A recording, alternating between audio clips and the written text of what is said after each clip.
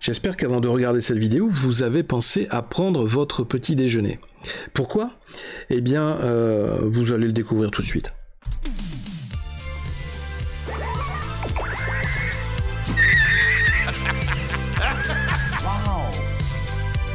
C'est toute l'histoire de ma vie. Plus besoin de coquillage. Parlera en présence de ton avocat. Toc toc. Vous savez que vous avez un problème de comportement. Ah! S'il peut saigner, on peut le tuer.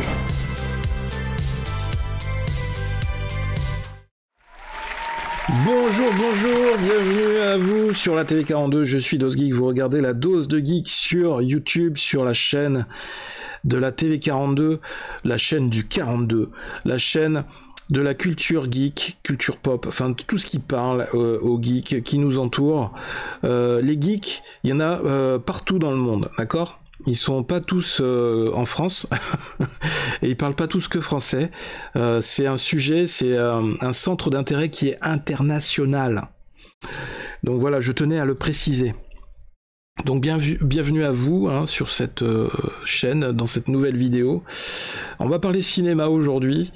Oui, je parlais de petit déjeuner.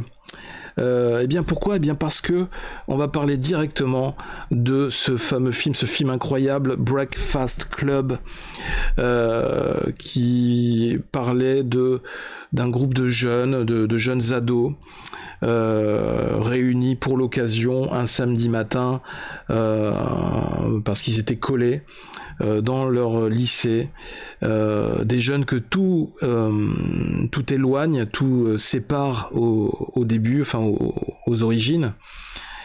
Tout est fait pour les diviser, ils n'ont pas du tout les mêmes centres d'intérêt, les mêmes passions, pas du tout les mêmes styles, mais à l'occasion de cette matinée de colle, le samedi matin, d'où le nom du Breakfast Club, eh bien ils vont apprendre à se découvrir les uns les autres, à se découvrir eux-mêmes, et apprendre aussi à partager cette expérience et faire en sorte que ce moment un peu douloureux eh bien devienne un moment de partage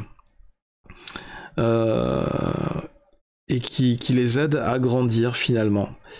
Et c'est un film qui est devenu culte, film de 1985 qui est devenu culte, qui a parlé à toute une génération, dont moi, avec beaucoup d'éléments qui ont fait que ce film a connu un véritable succès. Notamment la bande originale du film qui a été chantée par le groupe Simple Minds, Don't You Forget About Me. Magnifique chanson, peut-être qu'on l'entendra, on entendra quelques bribes durant cette vidéo. Je vais essayer de ménager YouTube un maximum. Mais voilà, un film, j'ai une grande nostalgie pour ce film parce que je l'ai regardé, j'ai découvert aussi quand j'étais ado. En 85, vous imaginez, j'avais 10 ans, mais peut-être que je l'ai découvert moi en 86-87. J'étais pile au collège. Et déjà ça me parlait, et les jeunes, au niveau de chaque jeune, on retrouvait chaque stéréotype, le sportif, le loupard, enfin le rebelle, la fille un peu introvertie, l'intello de la classe, la pom-pom girl, enfin la fille qui est très intéressée par les garçons. Enfin voilà, on trouvait un peu tous les clichés, et c'est vrai que tous ces stéréotypes, on les a tous connus, on les a tous vus, on a tous croisé des jeunes comme ça dans les établissements scolaires où on était, que ce soit au collège ou au lycée. Et c'est pour ça que ça parlait beaucoup aux jeunes qu'on était à l'époque. Et c'est pour ça qu'après ça a donné, je suis sûr que ça a influencé, ça a permis de donner naissance à des séries télé qui sont arrivées par la suite, comme Beverly Hills 90210, qu'est-ce qu'il y a eu 21 Jump Street. C'était les débuts d'un peu du style grunge, du style jeune rebelle et tout ça, avec Johnny Depp et tout.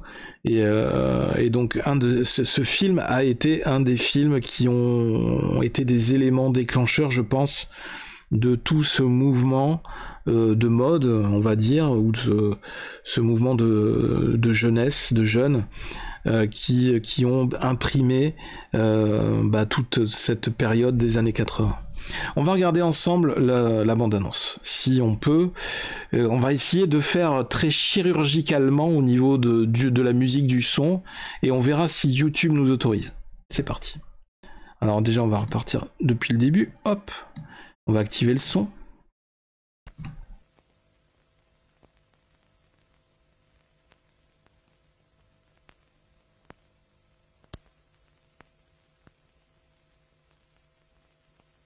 Il est très exactement 7h06. Il vous reste donc 8h54 pour méditer sur vos fautes. Pas de questions? Si. Est-ce que l'inspecteur Colombo est au courant que vous avez fait une razzia dans sa garde-robe? Un surdoué, une fille à papa, un athlète, un révolté et une détraquée. J'arrive pas à croire que ce genre de choses m'arrive à moi. Avant la tombée de la nuit, ils feront tout ce qu'il ne faut pas faire. Les filles n'arrivent jamais à avaler la fumée. C'est comme ça, c'est tout. Ils livreront tous leurs secrets. D'abord, je suis nymphomane. Et tes parents le savent? Ils prendront tous les risques. Ça fait du bien de commettre de mauvaises actions.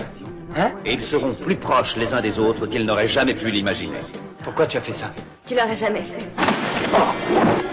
Breakfast Club.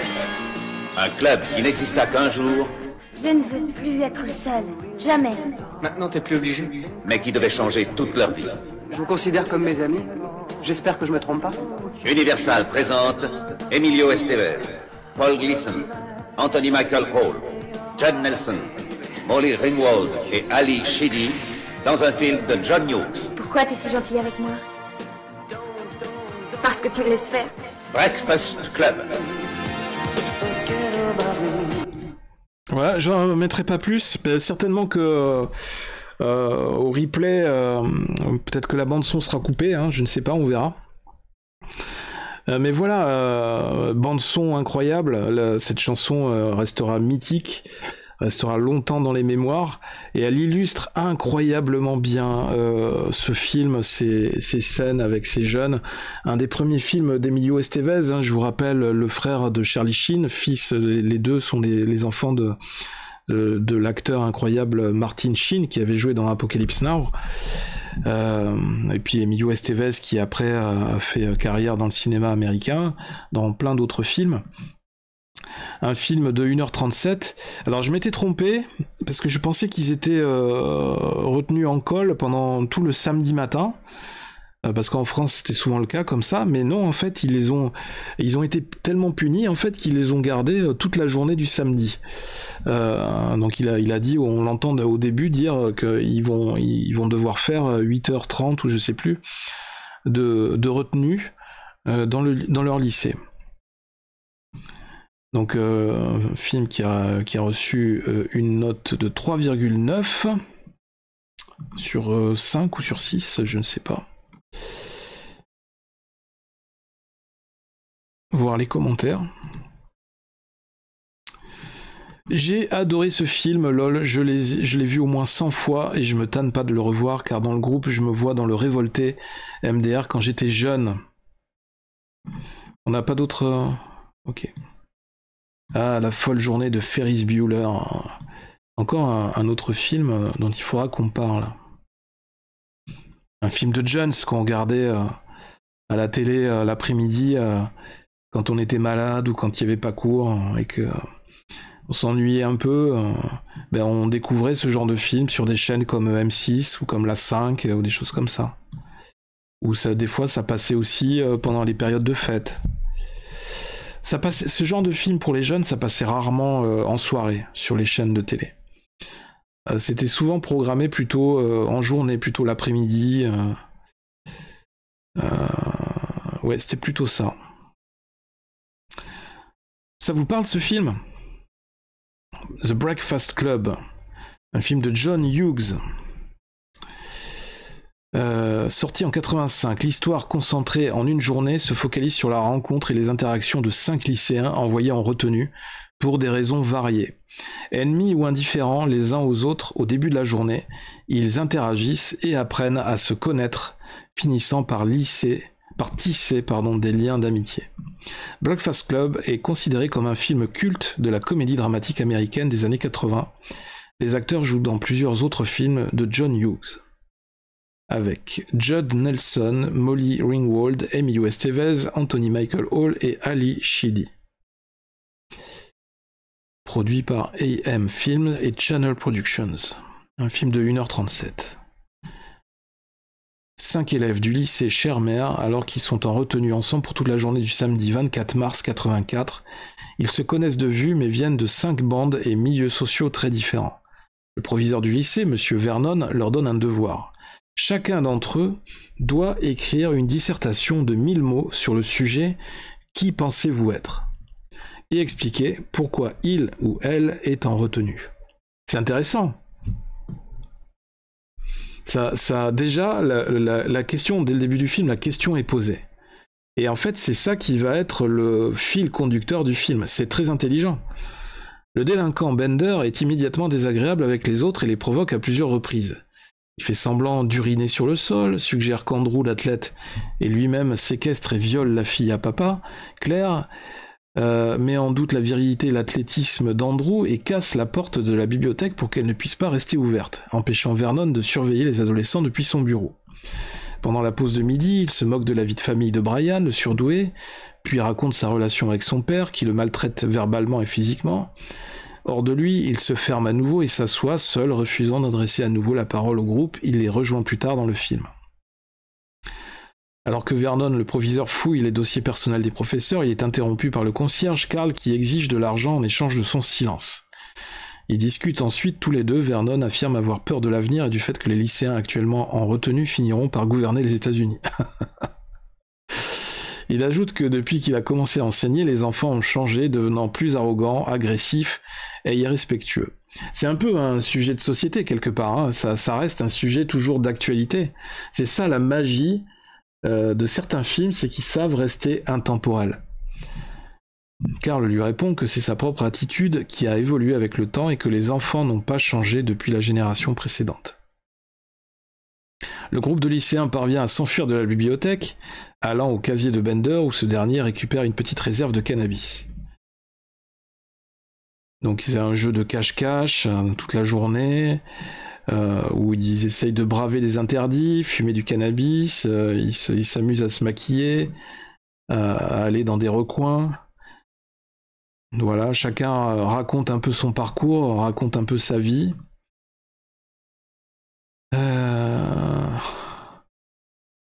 Les 5 personnages principaux, chacun a un descriptif. Donc on voit que chaque personnage est vraiment bien travaillé. Je vous laisserai parcourir tout ça, hein. Un budget d'1 million de dollars pour ce film. C'est intéressant parce que ça justifie pas plus, je pense, parce qu'en fait tout a été quasiment filmé dans le même lycée. Il y a quelques décors qui ont été, on voit qu'il y a un peu de casse, mais franchement c'est un film très intelligent, très bien fait, parce que c'est pas un budget qui nécessite, c'est pas un film qui nécessite énormément de budget avec des tonnes d'effets spéciaux. Tout est basé sur le scénario et sur l'intrigue et sur les jeunes, et c'est vraiment très savamment fait. Date de sortie 7 février 85, donc c'était le lendemain de mon anniversaire. Incroyable, enfin à Los Angeles. En France, il est sorti le 11 septembre 85. Un autre anniversaire. Genèse et développement. Il écrit le scénario du film en seulement 2 jours, en juillet 82. Intéressant.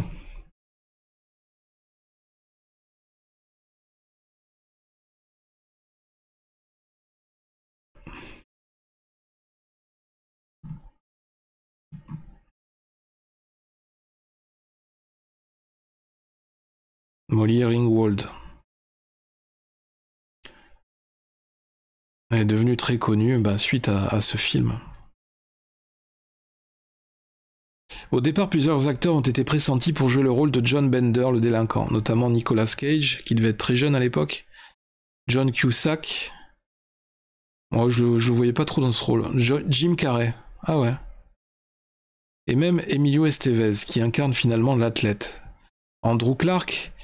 Oui, l'athlète Andrew Clark. Pour le rôle d'Andrew, John Hughes avait par ailleurs imaginé Michael J. Fox, Jim Carrey, Tom Cruise ou Matthew Broderick ou encore Rob Lowe. C'est vrai qu'ils avaient tous le même âge à l'époque. Ils faisaient beaucoup de films d'ados. Rick Moranis, qui joue aussi dans Ghostbusters, avait été choisi au départ pour le rôle du concierge Carl. Mais l'acteur voulait retravailler le personnage en lui donnant notamment un accent russe et en jouant avec ses clés avec une connotation sexuelle. Mais cela a déplu au producteur qui a finalement choisi un autre acteur, John Capellos, pour le remplacer. Mais Rick Moranis, je pense qu'il aurait voulu... Finalement, c'est bien que ça se soit passé comme ça, parce que je pense qu'il aurait voulu trop mettre sa patte et peut-être trop mettre du comique dans le film. Et justement, le film marche, il fonctionne parce que il y a ce côté un peu dramatique, un peu mélancolique qui fait que sur lequel on insiste avec le parcours des jeunes qui sont un peu paumés en fait, mais qui finalement on se rend compte à la fin du film qu'ils sont pas si paumés que ça, et finalement même s'ils ont l'impression d'avoir été rebelles, de s'être révoltés, bah, ils ont quand même été piégés par le système du lycée, et on se rend compte à la fin du film que la journée leur a quand même été bénéfique, parce que ça leur a permis de se construire progressivement, de se livrer chacun, de partager leur propre expérience. Ils avaient chacun besoin de parler, de s'exprimer, de faire sortir quelque chose, ce qui leur a permis de se sentir mieux et de se rapprocher des autres. Parce qu'au début du film, ils étaient chacun cantonnés sur leur propre position, ils étaient chacun fermés à l'extérieur, fermés aux autres, et on se rend compte qu'à la fin du film, en fait, ils se sont ouverts un peu plus au monde. Donc finalement, eh bien, ces jeunes se retrouvent un peu piégés malgré eux par le système qu'ils rejettent. Et c'est là où est l'intelligence du film.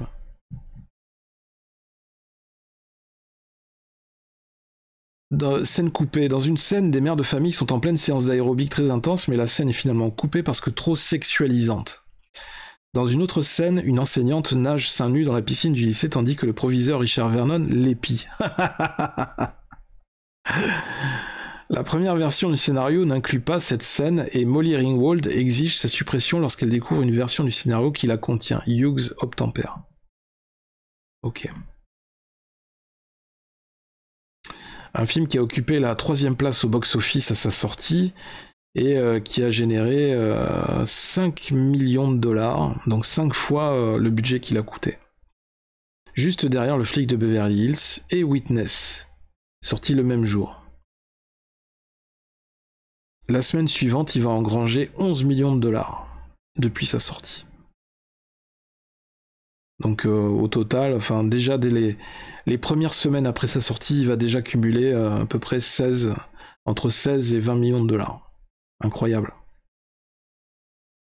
Le film est largement rentabilisé puisqu'avec près de 46 millions de dollars de recettes en fin d'exploitation, alors que le film a été tourné avec un budget de 1 million de dollars.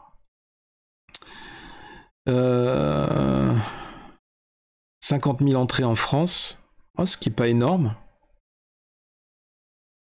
Le film démarre à la 11e place avec 33 000 entrées, avant de chuter la semaine suivante avec plus de 19 000 entrées. Oui, mais c'est ce que je disais, c'est qu'en France, on a toujours eu un temps de retard à tous les niveaux, sur tous les plans, sur tous les sujets par rapport aux États-Unis. Les ados aux États-Unis, ils avaient 3 ans d'avance sur les ados en France. Malgré une carrière discrète dans les salles françaises, Breakfast Club reste à l'affiche presque 5 mois, notamment au Georges V sur les Champs-Élysées à Paris. Entre 2019 et 2020, le film totalise 25 797 entrées avec les reprises en salle. Donc ce qui montre que ça reste un film intemporel, puisque même après toutes ces années, aujourd'hui en 2020, il continue à faire des entrées quand il sort en salle. Donc ce qui est quand même incroyable. Et c'est un film vraiment, je continue à le dire, c'est un film qui est très représentatif de la jeunesse. C'est un film emblématique de la jeunesse. Toute génération confondue. Je pense que ça, c'est un film qui parle à tous les jeunes de toutes les générations. Le film reçoit des critiques globalement positives. Ok. Ok. Il a eu des récompenses au MTV Movie et TV Awards 2005. Ok.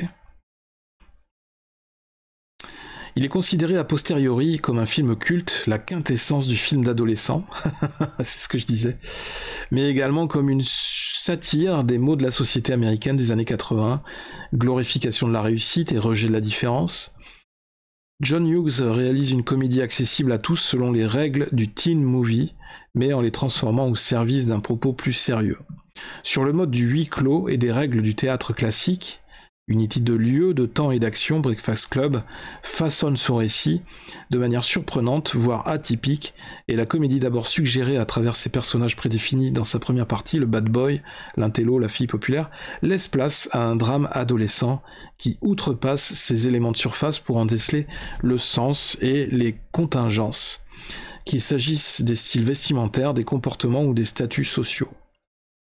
On évoque dans le film des thèmes qui étaient généralement absents des teen movies. Il s'agit du premier film hollywoodien destiné aux adolescents à évoquer de manière non déguisée leur sexualité. La célèbre réplique d'Allison à propos de la perte de la virginité reflète le puritanisme américain. C'est à double tranchant, soit tu l'as fait et tu es une traînée, soit tu ne l'as pas fait et tu es coincé. On ne peut pas s'en sortir. Tu voudrais, mais tu ne peux pas. Et quand tu l'as fait, tu aurais préféré le contraire. C'est vrai, c'est très bien dit. Alors c'est vrai qu'il y a la question de la couleur, parce que ces 5 jeunes, ce sont 5 jeunes blancs, issus des classes moyennes, et c'est vrai qu'il n'y a pas d'acteurs de couleur pour l'époque. Donc évidemment, certaines personnes d'aujourd'hui pourraient être vent debout, parce que le film n'est pas assez inclusif pour les codes d'aujourd'hui. Mais peu importe, moi ça me dérange pas. Moi j'adore le film tel qu'il est fait. À l'époque ça m'avait pas choqué plus que ça. À l'époque du film, plus de 80% de la population de l'Illinois où le film est tourné est blanche. Alors que de nombreuses personnes issues de minorités donnent un rôle important au film dans leur vie, le film ne présente que des personnes blanches et hétérosexuelles. Ce que Molly Ringwald fait remarquer en 2018.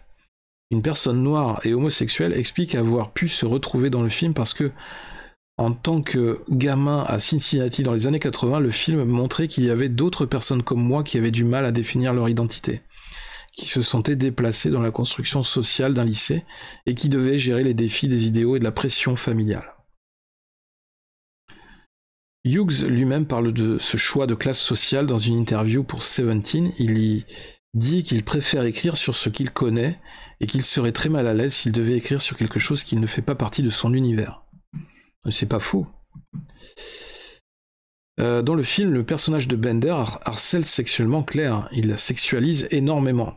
Et quand elle le rejette, il la méprise ouvertement, la qualifiant de pathétique et de petite princesse. Claire fait de son mieux pour l'ignorer. À la fin du film, Claire et Bender s'embrassent. En 2018, Molly Ringwald affirme que cet arc du scénario est particulièrement problématique et gâche au moins partiellement le film. Elle ajoute cependant qu'à l'époque du tournage, il n'est pas vraiment choquant. Et moi, je suis pas trop d'accord avec ce qu'elle dit parce que c'était les mœurs de l'époque et c'est pas parce que il y avait ces mœurs à l'époque et que ça s'est montré dans le film qu'il faudrait aujourd'hui couper ce genre de scène dans une réédition du film. Moi, je pense que ça fait partie de l'époque. Voilà, il a été filmé à cette époque-là, donc c'est un instantané de l'époque. Il faut le conserver à titre d'archive et eh bien les garçons se comportaient comme ça avec les filles à l'époque. Et il faut pas être dans le déni. Et encore une fois, vous voyez, ça fait partie des... On retrouve les sujets dont on parle régulièrement sur la chaîne, hein, les sujets d'actualité, le wokisme, le paludisme, le nanisme, le lancer de nanisme. Non, je rigole. Mais vous voyez, même dans les films, ces sujets-là reviennent aussi régulièrement parce que c'est des sujets de société. Et moi, je pense qu'il faut pas ostraciser certains sujets, il faut pas être dans le déni et se refuser à aborder certains sujets pour des questions pour pas comment dire, choquer des communautés ou des minorités ou voilà, ça fait partie de l'histoire. Et si, pour moi, si ça se justifie au niveau du scénario et que c'est pas trop violent ou que c'est pas choquant, pour moi, je l'accepte facilement dans ma façon de regarder le film et de profiter de ce moment, en fait. Je savoure le moment de spectacle auquel je suis en train d'assister.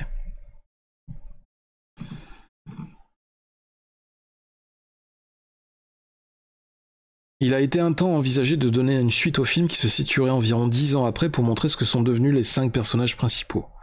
Mais les relations sont tendues entre le réalisateur et Judd Nelson et Molly Ringwald préfèrent s'orienter après cela vers des films plus adultes.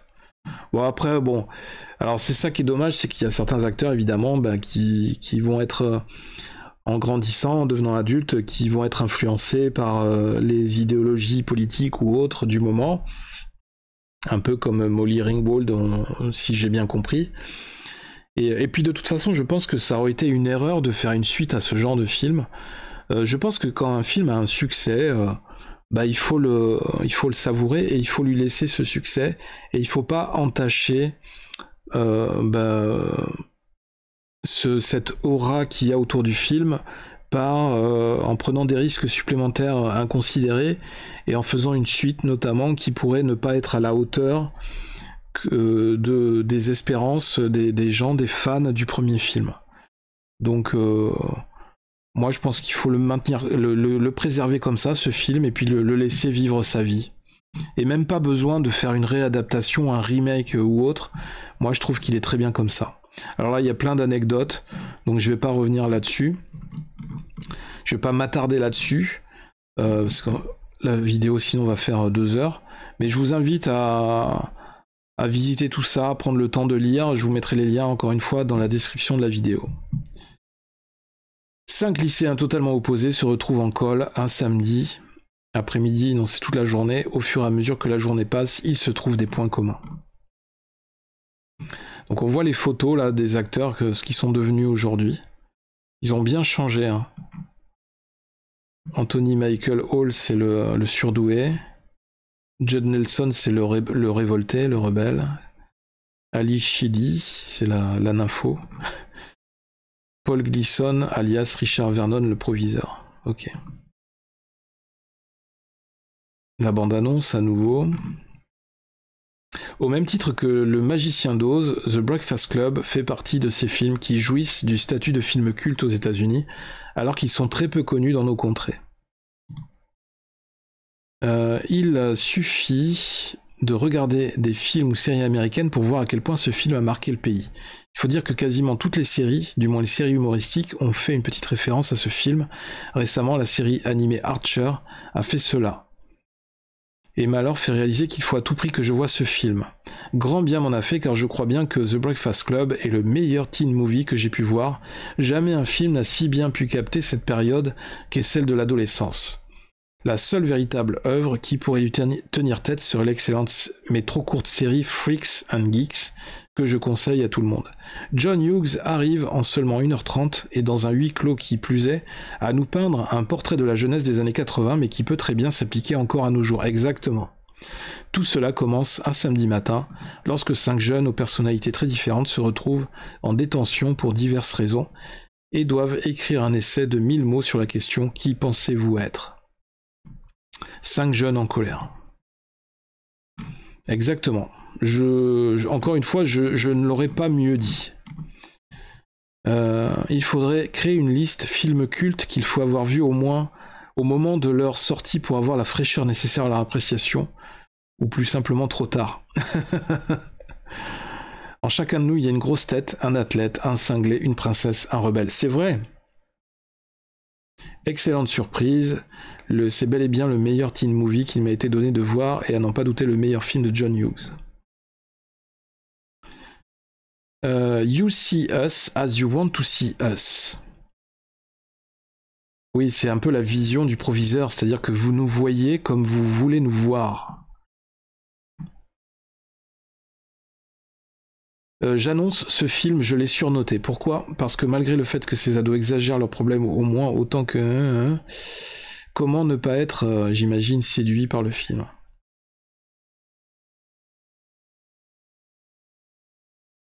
Ok. Donc je vous mettrai les liens, il n'y a pas de souci. Un film à découvrir si vous ne le connaissez pas, franchement, allez-y, ou à redécouvrir. Oui, ça, je l'avais lu la critique, ça marche. Et donc, évidemment, un film, quand même, qui a fait l'objet de quelques produits dérivés. Et c'est intéressant, et donc notamment ces fameuses figurines pop. Donc on peut retrouver les acteurs du film en format figurine pop. C'est assez rigolo. Donc là, on retrouve le personnage d'Alison Reynolds, la nympho. C'est rigolo hein, pour les fans geeks. Ceux qui sont intéressés, tiens, il y a des images. Alors c'est qui ça c'est toujours Alison Reynolds. Voilà, ok. Ensuite, qu'est-ce qu'on a? C'est le... Ah voilà, on voit les autres personnages là. Ils ont fait tous les personnages. C'est fou, hein. Même aujourd'hui, en 2020, on trouve encore les personnages de Breakfast Club sous différents formats, enfin des formats plus actuels. Et évidemment, j'imagine que c'est très bien noté. Ouais, il y a une très bonne note, un 4,6 sur 5 étoiles. Un toc. Figurine conforme à la photo. Ok. Adorable, Funko, Love the Air, ok. Donc les gens sont très contents d'avoir leur figurine. Et après, on retrouve... Tiens, il y a Marty McFly aussi, de Retour vers le futur. Donc disponible sur Amazon. Et ça, c'est le personnage, je l'ai trouvé sur un autre site. Je crois que c'est sur le site de Walmart, c'est carrément aux États-Unis. Donc il faut vraiment chercher, hein, si vous voulez les trouver. C'est le personnage de Molly Ringwald, la fille populaire, la princesse. Voilà.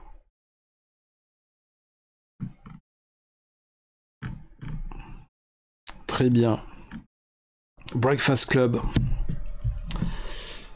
Hop, bien. J'espère que cette vidéo vous aura été instructive, que ça vous aura permis de redécouvrir le film Breakfast Club, ou au moins, en tous les cas, que je vous aurais donné l'envie de regarder, de revisionner ce film incroyable. Moi, évidemment, ça me relance mon intérêt. C'est bien de revenir sur ces vieux films. Et évidemment, c'est un film, dès que j'ai l'occasion, je le ferai découvrir à mes enfants aussi. C'est toujours un plaisir d'écouter la bande son, d'écouter la chanson, et puis de revoir des extraits aussi sur YouTube de ce film. Donc j'espère que, en tout cas, j'ai su vous partager ma passion, mon enthousiasme, enfin les émotions que j'ai ressenties par rapport à ce film. N'hésitez pas à me dire dans les commentaires, vous, ce que vous en pensez de ce film, ce que vous avez ressenti, qu'est-ce que ça vous a procuré. Est-ce que vous vous êtes retrouvé dans ce film quand vous étiez ado, ou même aujourd'hui encore, en tant que, si vous êtes jeune, si vous êtes un ado, et que vous êtes curieux, vous avez peut-être envie de voir ce film, et pourquoi, dites-le moi, et puis surtout, avant tout, vous savez que quand vous regardez ces vidéos sur la chaîne, je finis toujours mes vidéos en disant « Laissez parler le geek qui est en vous ». Mais avant toute chose, l'essentiel, je pense qu'il faut garder en tête, c'est qu'il faut sur laquelle il faut qu'on se concentre, c'est vous, avant tout, qui pensez-vous être avant d'être un geek? Est-ce que vous vous êtes trouvé? Est-ce que vous vous connaissez parfaitement? Est-ce que vous connaissez vos forces, vos faiblesses? C'est ça la question. Qui pensez-vous être? C'est le Breakfast Club, et c'était un avant-goût ici dans cette vidéo sur la TV42. Merci d'avoir regardé. N'hésitez pas à liker si vous avez apprécié cette vidéo, si vous avez apprécié mon énergie. N'hésitez pas à la partager aussi, pour partager ce film culte aux incultes, aux personnes susceptibles d'être intéressées, et puis ou les personnes qui se cherchent, voilà, et ça fait partie du parcours de vie. Quand on grandit, on se pose plein de questions, et et ça fait partie de notre façon d'être, notre façon de grandir, de se trouver. Voilà, on se cherche toute la vie, jusqu'au moment où on commence petit à petit à mieux se connaître. Et c'est ça l'expérience, après tout. C'était DosGeek sur la TV42. N'hésitez pas à vous abonner à l'occasion si vous n'êtes pas encore abonné. Et puis on se retrouve très bientôt dans une nouvelle vidéo sur la TV42, une nouvelle dose de geek. Laissez parler le geek qui est en vous. Je vous fais de gros bisous. Et puis on se retrouve très vite. Bye bye.